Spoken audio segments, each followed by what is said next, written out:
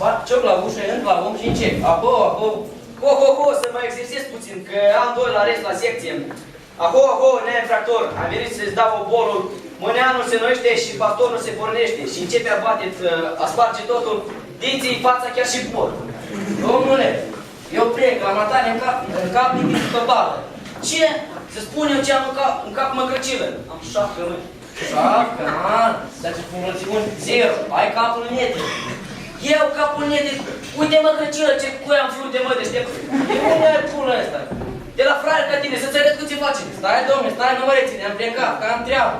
Ce treabă ai tu, măcrăcilă? Păi trebuie să te la oameni prin Cogeac. Aha, ce, mă? Intre la oameni prin Cogeac, da? Da. Deci, violat de domiciliu.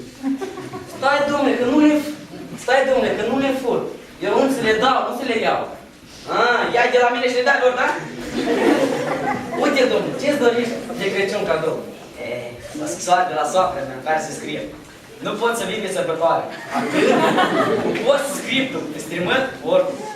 Asta e bine, mă, frate. Bine pe dracu. N-auzi că mi-e trimente pe socrul meu. Domnule, ce-ți dorești? Ce-i dorința de montan și mai mare? Colonia? Păi, trebuie să faci școală. Acum e iarnă, dar la primăvară cred că mă descurc eu cu cărămida, cu ulei, cu păi nu să construiești, să înveți. Bă, Crăcilă, dacă ești așa de șmecher, fă o magie, mă. Ce magie? Fă-mă colonel.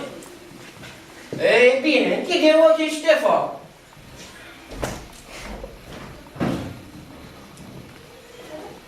Bă, Crăcilă, mă. Băi, fractorule, unde ești, mă? De la mai încoace, mă.